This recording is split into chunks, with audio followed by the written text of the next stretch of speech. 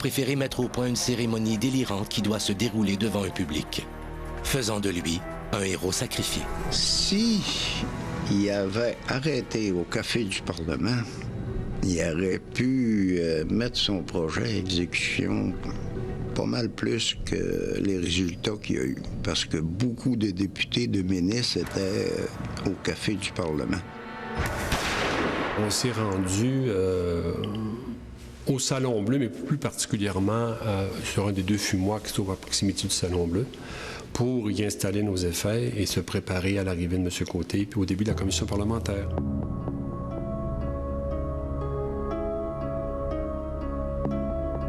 Tout à coup est arrivé un homme habillé en soldat et très, très fortement armé. Il avait une mitraillette dans les mains. Il a voulu la déclencher et ça a bloqué. Et là, je trouvais qu'il prenait son rôle très, très, très au sérieux, là.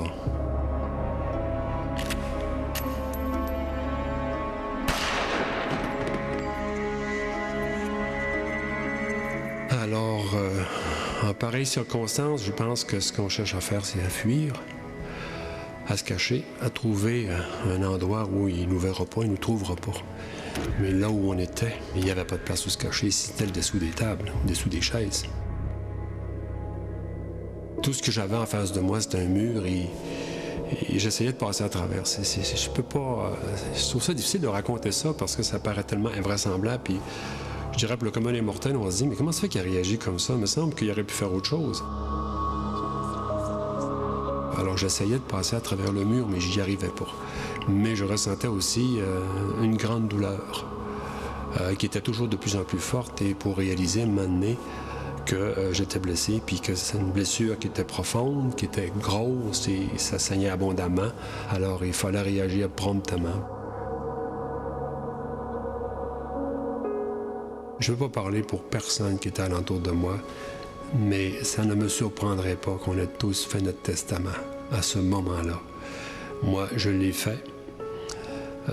Je l'ai fait verbalement, à haute voix, à un ami, un proche, parce que je trouvais catastrophique de me retrouver dans une situation où le plus grand rêve de ma vie, celui d'être père, m'échappait.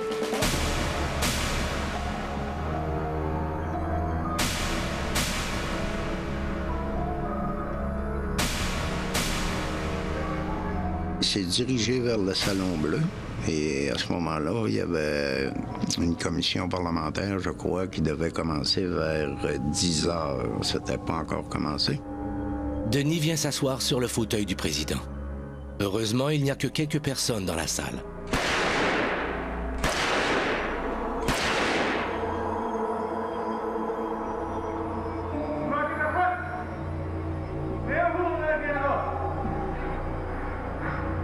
Il savait très bien que le parti au pouvoir était à droite et que M.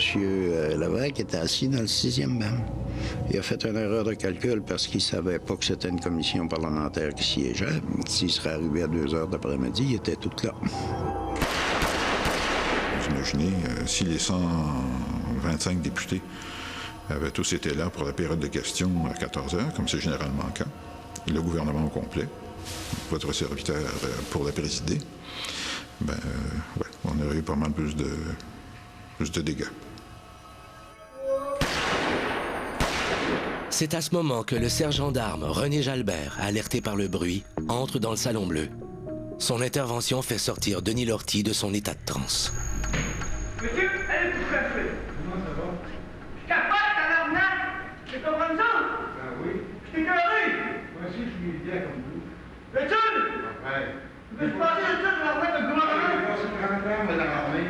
Non, on se tire, ils vont une calice. Mais qu'est-ce qu'ils font? Les estis politiciens de lui, là! Je vais pas 400 ventes, ma chatte.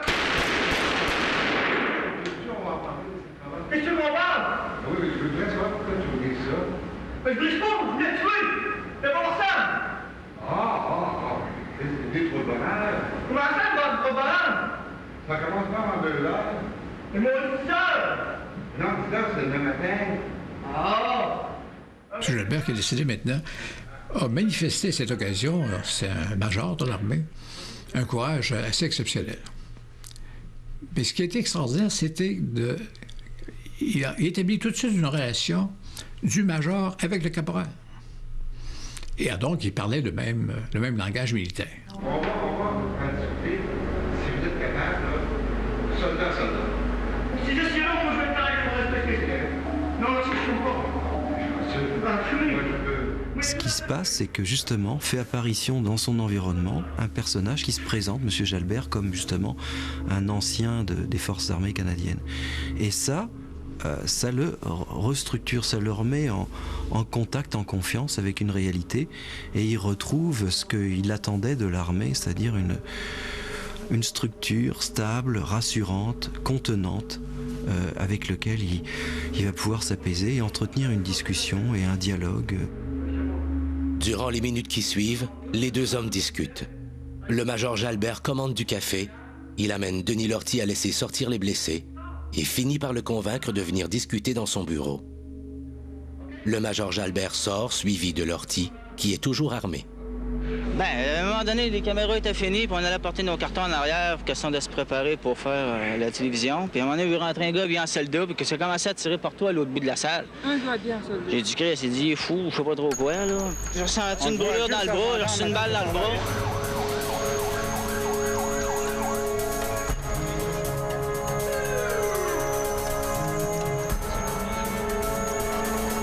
Quand la Sûreté du Québec est arrivée, ce qu'on appelait à l'époque le SWAT Team, là, habillés en uniforme de l'armée, j'oublierai jamais la scène, ils sont entrés dans l'heure d'entrée par la porte d'Amérindien, on appelle ça comme ça actuellement, et ils se sont disposés de chaque côté de la porte avec les armes à la main. Et tout le monde s'est senti soulagé, on s'est dit, bon, ben, enfin, des gens compétents.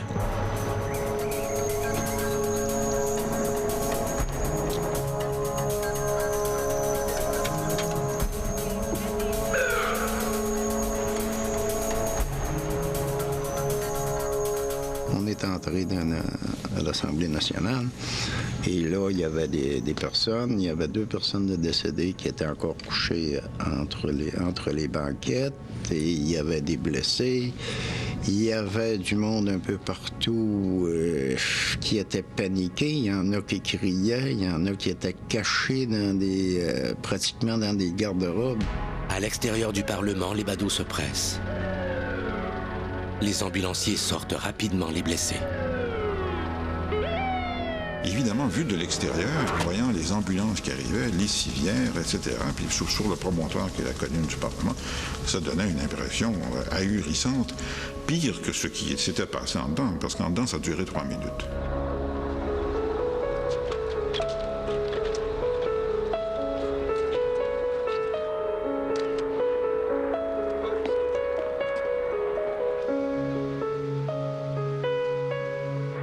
En plus de Camille Lepage, 2 autres hommes trouvent la mort sous les tirs de Lortie. Quand Lortie est entré dans l'Assemblée nationale, il a tiré dans le dos d'un de mes employés, un employé temporaire, un commissionnaire, Roger Lefrançois, et il l'a tué sur le coup. Le compagnon qui était avec lui a fait le mort, s'est couché par terre, puis bon, a été sauf. L'autre victime, Georges Boyer, 59 ans, était employé au service des pages de l'Assemblée nationale. Georges il nous servait du café à ce moment-là dans le Salon Bleu. On avait beaucoup de plaisir avec lui. C'est un homme très généreux, très amusant. Et ça m'a fait énormément de peine quand j'ai appris qu'il était mort. La femme de Georges est coiffeuse à l'Assemblée nationale. Au moment du massacre, elle est dans le restaurant du Parlement. Quand elle entend les tirs de mitraillette, elle a le sentiment qu'elle ne reverra plus son mari vivant. Puis il disait un jour, on te fera tuer. Il l'avait bien dit, qu'il mourrait à la job. Ils l'ont tiré dans les jambes, monsieur, dans les jambes. Mais ils vont-tu arrêter ça? Ils vont-tu mettre des polices maintenant à la porte avec des revolvers dans leurs poches pour que ça arrête, ça, ce Parlement-là? Quand c'est pas des bombes, c'est des otages, c'est toutes sortes de choses. Ça n'a pas de bon sens.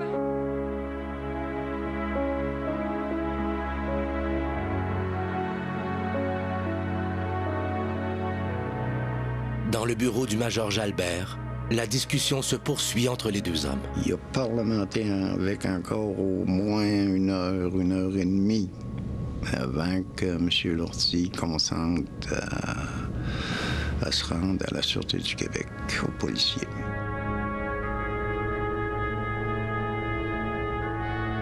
De deux choses l'une, ou bien il sortait en se rendant, ce qu'il a finalement fait, ou il était abattu. C'était l'un ou l'autre, mais il n'y avait pas d'autre solution.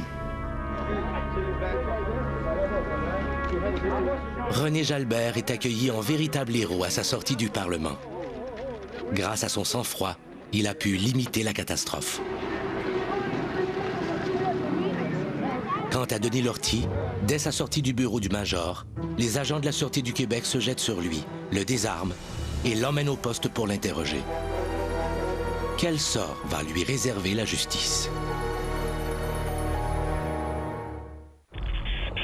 Notre monde est en constante